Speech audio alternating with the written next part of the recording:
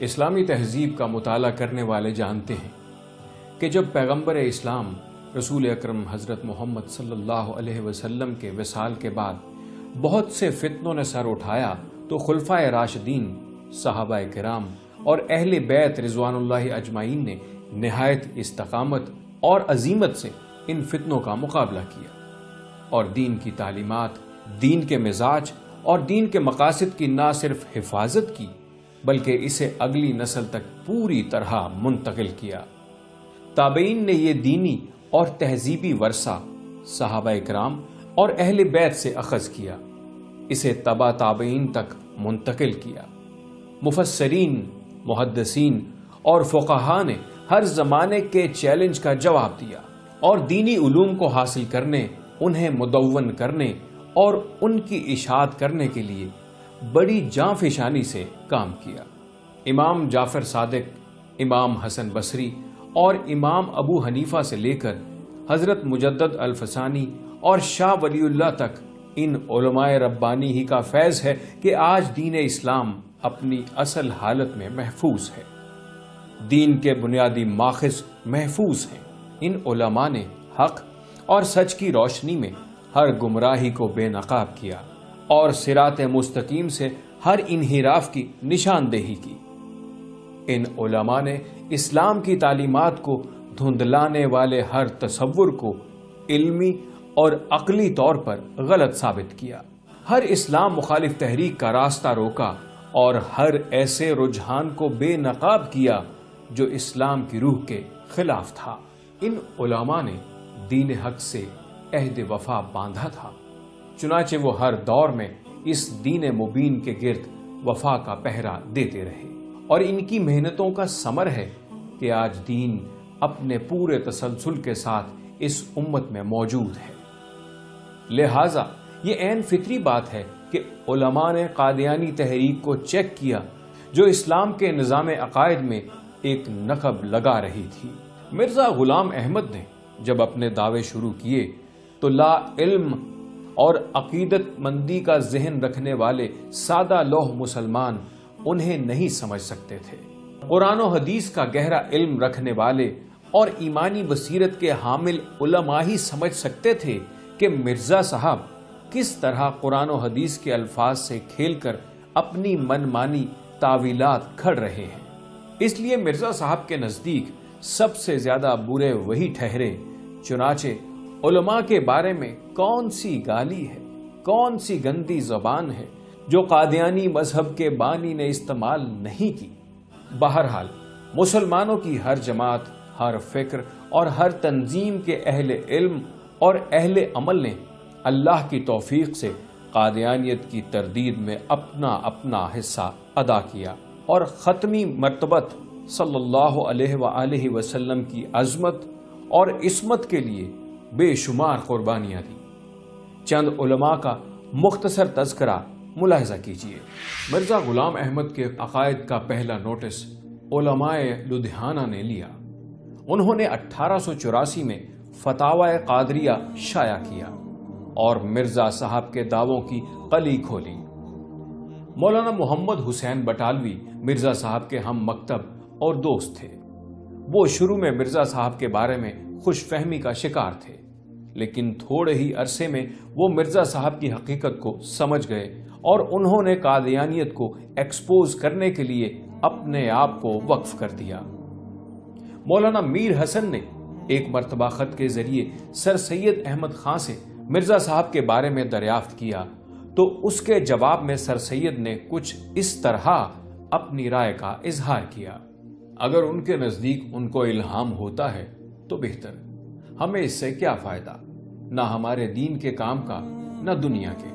ان کا الہام ان کو مبارک رہے، اگر نہیں ہوتا اور صرف ان کے توہمات اور خلل دماغ کا نتیجہ ہے تو ہم کو اس سے کیا نقصان ہے؟ وہ جو ہوں سو ہوں، اپنے لیے ہیں۔ ان کی تصانیف میں نے دیکھی ہیں، وہ اسی قسم کی ہیں جیسا ان کا الہام، یعنی نہ دین کے کام کی نہ دنیا کے کام کی۔ مولانا رشید احمد گنگوہی نے مرزا غلام احمد کے نظریات کی کھل کر مخالفت کی اور ان کے کفر و ارتداد کو بے نقاب کیا۔ اسی طرح سید جماعت علی شاہ نے اپنی تقاریر میں قادیانیت کو ایکسپوز کیا۔ پیر مہر علی شاہ صاحب نے قادیانیت کے رد میں نہایت اہم کردار ادا کیا۔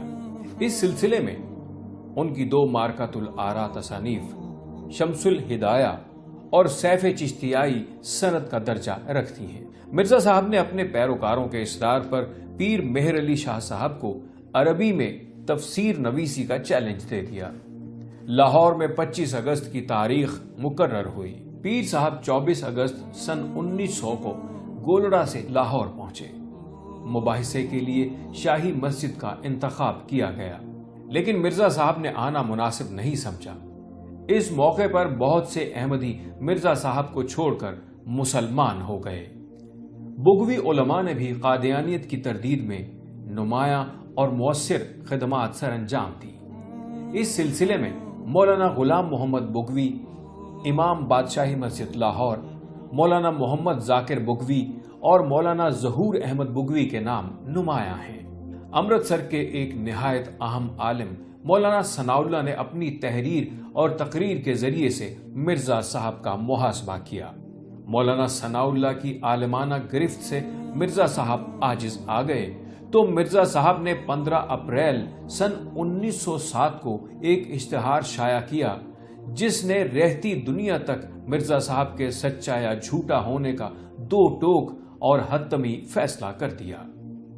مرزا صاحب نے خدا تعالی سے دعا کی کہ اگر وہ جھوٹے ہیں تو انہیں مولانا ثناء اللہ امرتسری کی زندگی میں موت آ جائے، اور اگر وہ سچے ہیں تو مولانا ثناء اللہ ان کی زندگی میں نابود ہو جائیں۔ اس اشتہار کی اشاعت کے تقریباً 13 مہینے اور 12 دن بعد 26 مئی سن 1908 کو مرزا صاحب اچانک ایک مرض میں مبتلا ہوئے اور فوت ہو گئے، جبکہ مولانا ثناء اللہ صاحب مرزا غلام احمد کے انتقال کے بعد 40 سال تک زندہ رہے اور ساری عمر دین حق کی اشاعت کرتے رہے۔ احمدی حضرات اس کی تعویل یہ کرنے کی کوشش کرتے ہیں کہ مباہلے کے لیے دوسرے فریق کی رضامندی ضروری ہوتی ہے، لیکن یاد رہے کہ یہ مباہلہ نہیں تھا، بلکہ مرزا صاحب نے دعا کے ذریعے خدا تعالی سے فیصلہ چاہا تھا۔ اس میں دوسرے فریق کی رضامندی کا سوال ہی پیدا نہیں ہوتا۔ احمدی خواتین و حضرات سے گزارش ہے کہ وہ خدا خوفی کے ساتھ مرزا صاحب کے اس اشتہار کو پڑھیں جو مجموعہ اشتہارات جلد دوم کے صفحہ 705 پر درج ہے۔ مولانا ظفر علی خان نے اپنی شاعری اور ذمہ دار اخبار کے ذریعے قادیانی عقائد کا پردہ چاک کیا اور سن 1920 سے سن 1953 کی تحریک تک قادیانیت کو اپنے قلم و زبان کی زد پر رکھا۔ سید عطا اللہ شاہ بخاری اپنی ذات میں ایک تحریک تھے۔ اپنے اور بیگانے سب ان کی مجاہدانہ زندگی، ان کے سوز قرات اور جوش خطابت کے قائل ہیں۔ نبی کریم صلی اللہ علیہ وآلہ وسلم سے والہانہ عشق ان کی زندگی کی اساس تھی۔ وہ جذبے اور علم کا خوبصورت امتزاج تھے اور ایک خوددار اور غیرت مند دل رکھتے تھے۔ ان کی ساری زندگی برطانوی سامراج اور قادیانیت کے خلاف جد و جہد سے عبارت ہے۔ قیام پاکستان کے بعد انہوں نے اپنے آپ کو ختم نبوت کے قوس کے لیے وقف کر دیا اور عوام میں بیداری کی زبردست تحریک چلائی۔ پاکستان اور ہندوستان کا کوئی گوشہ نہ ہوگا جہاں شاہ جی کی آواز نہ گونجی ہو۔ روزنامہ جنگ نے ان کی وفات پر کہا تھا کہ پاکستان اور ہندوستان کی سیاسی تاریخ میں ان کا نام ہمیشہ ایک مخلص، دیانتدار، اصول پرست اور عوام دوست رہنما کی حیثیت سے یاد کیا جائے گا۔ مولانا عبد الکریم مباہلہ قادیان میں پیدا ہوئے اور پیدائشی قادیانی تھے۔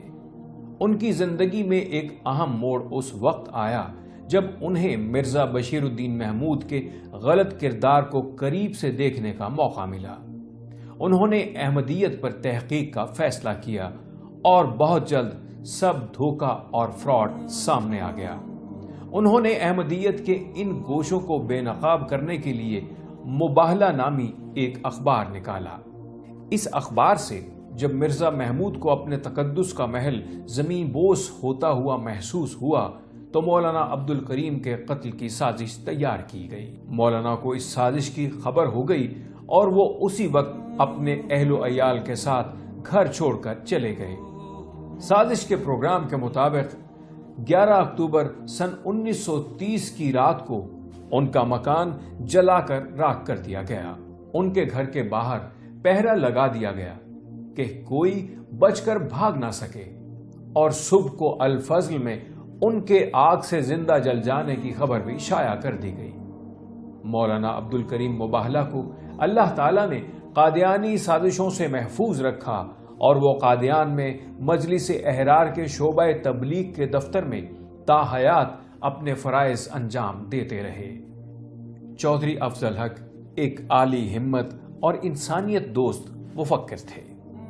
ان کی تصانیف میں زندگی، دین اسلام اور محبوب خدا اہل بصیرت کی نگاہ میں نہایت اہم مقام رکھتی ہیں۔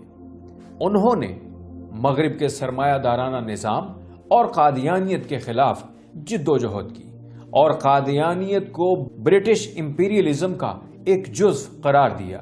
علامہ انور شاہ کاشمیری نے قادیانیت سے نمٹنے کے لیے علمی اور عملی جد و جہد کی۔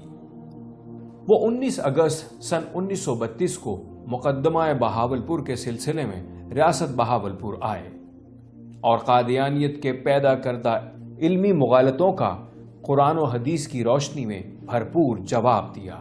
قادیانیت کو بے نقاب کرنے کے لیے سن 1929 میں مجلس احرار اسلام کے نام سے ایک جماعت کی بنیاد رکھی گئی۔ اس کے بانی علماء میں سید عطا اللہ شاہ بخاری، مولانا حبیب الرحمن لدھیانوی، مولانا مظہر علی اظہر اور مولانا داؤد غزنوی شامل ہیں۔ مجلس احرار اسلام نے پورے ہندوستان میں قادیانیت کو ایکسپوز کیا اور مسلم عوام الناس میں دینی شعور پیدا کیا۔ مجلس احرار سے وابستہ دیگر اہم شخصیات میں ماسٹر تاج الدین انصاری، مولانا قاضی احسان احمد شجاع آبادی، مولانا تاج محمود، شیخ حسام الدین، مولانا لال حسین اختر، شورش کاشمیری، سید مظفر علی شمسی اور میاں قمر الدین رئیس اشرا نے بے مثال جد و جہد سے لاکھوں افراد کو قادیانیت کی گمراہی سے بچایا۔